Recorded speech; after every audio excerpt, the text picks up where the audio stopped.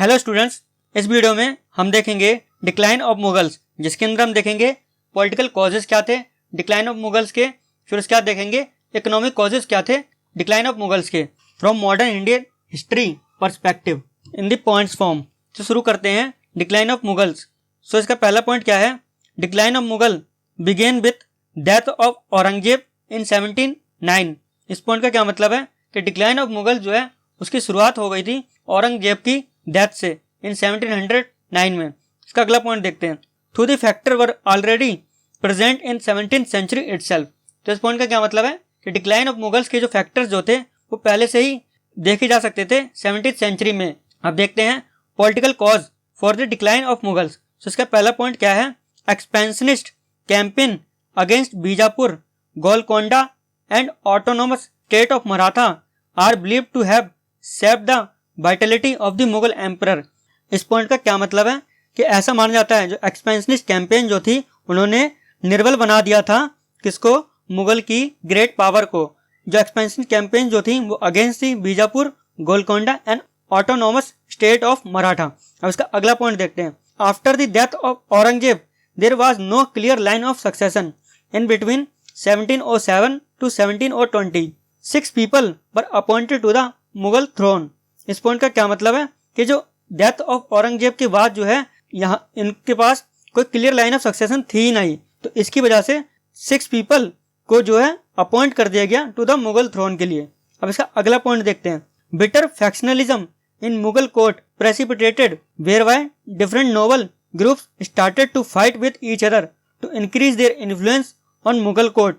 Later on they started carving out semi-independent autonomous territory for themselves.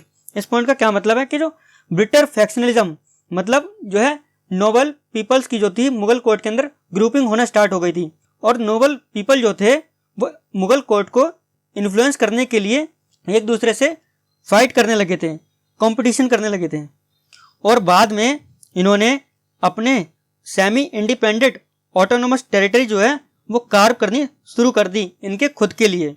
अब देखते हैं economic causes of decline of Mughals. तो इसका पहला पॉइंट क्या है? The Mughal state has been described as a war state in its core. Its validity depend on military might and pillars of this military might be jagirdar. इस point का क्या मतलब है कि मुगल स्टेट जो है वो as a war state describe किया गया और इसकी वैटिलिटी जो थी वो डिपेंड करती थी मिलिट्री माइट के ऊपर and the pillar of military might जो है वो जागीरदार थे। अब इसका अगला पॉइंट देखते हैं। Aurangzeb after winning Bijapur, Golconda converted a large area into crown और khalisa royal land and thus even expansion into Deccan didn't increase the number of available jagir. इस पॉइंट का क्या मतलब है कि औरंगजेब ने बीजापुर और गोलकोंडा को जीतने के बाद जो है कन्वर्ट कर दिया था एक बहुत बड़े लार्ज एरिया को इनटू क्राउन और रॉयल लैंड, और इस रॉयल लैंड को घोषित करने की वजह से जो है इवन एक्सपेंशन इनटू डेक्कान करने के बाद भी कुछ किसी भी तरह से कुछ भी इंक्रीज नहीं हुआ in the number of available jagirs. अब इसका अगला पॉइंट देखते हैं। It also involved too many jagirdars chasing for very few jagirs coupled with highly unequal size of jagir which triggered intense competition with the nobility। इस पॉइंट का क्या मतलब है? रॉयल लैंड घोषित करने की वजह से जो जागीरदार जो थे उन्होंने चेस करना शुरू कर दिया बहुत छोटी छोटी जागीर्स को, जिसकी वजह से ट्रिगर हुआ intense competition with the nobility. अब इसका अगला पॉइंट देखते हैं। Attempts to increase revenue by increasing tax rate often resulted in peasant revolt against the rulers. इस पॉइंट का क्या मतलब है कि जो अटेम्प्ट्स जो हैं रेवेन्यू इंक्रीज करने के बाय इंक्रीजिंग टैक्स रेट वो क्या है रिजल्ट हो जाते हैं in the peasant revolt against the rulers. Thank you for watching.